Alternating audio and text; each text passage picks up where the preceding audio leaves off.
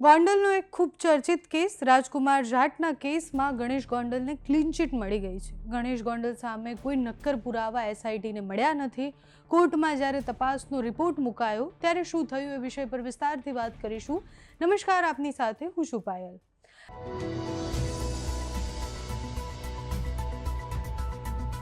રાજકુમાર જાટ કેસમાં સ્થાનિક પોલીસ અને રાજકોટ જિલ્લા પોલીસ દ્વારા તપાસની શરૂઆત થઈ, જેમાં આ ઘટનાને અકસ્માત કહી અને એ જાહેર કરવામાં આવ્યું કે આ તો અકસ્માત હતો। એના પછી પરિવારજનોએ ખૂબ વિરોધ કર્યો, હાઈકોર્ટમાં પિટિશન દાખલ કરી અને એના પછી પુત્રની હત્યા થઈ છે એ વાત પછી હાઈકોર્ટમાં અરજી કરવામાં આવી।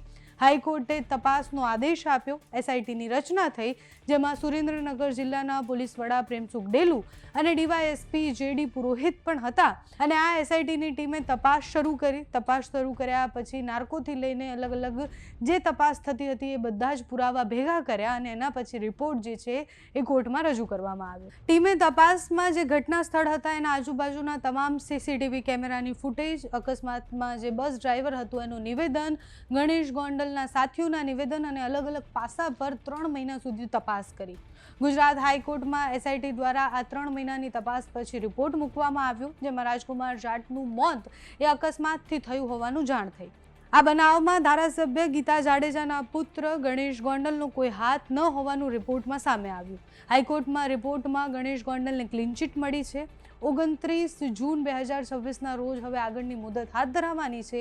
હાલ રાજકુમાર જાટના મોતના મામલામાં જેટલા પણ આક્ષેપો થયા હતા ગણેશ ગોંડલ સામે એ પાયાવિહોણા દેખાઈ રહ્યા છે। હવે આગળ જતા પરિવાર શું કરે છે, એટલે રાજકુમાર જાટનો જે આખો કેસ હતો એ કેસમાં પરિવારે ખૂબ વિરોધ કર્યો હતો।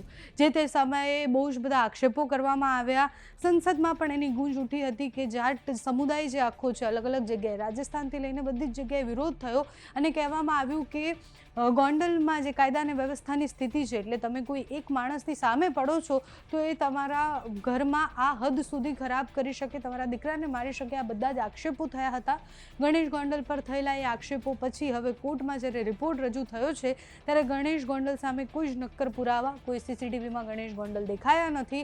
સાથે 3 મહિનાની તપાસ પછી ગણેશ ગોંડલને ક્લીન ચીટ મળી છે।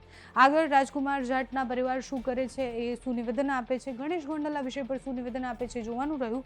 તમારું આ વિષય પર શું માનવું છે અમને કમેન્ટ્સમાં જણાવજો। અત્યારે આ વિડીયોમાં બસ આટલું। જો તમે અમને યુટ્યુબ પર જોઈ રહ્યા હોય તો સબસ્ક્રાઇબ કરજો, ફેસબુક પર જોઈ રહ્યા હોય તો ફોલો કરજો, અમારા વિડીયોને લાઇક અને શેર કરજો।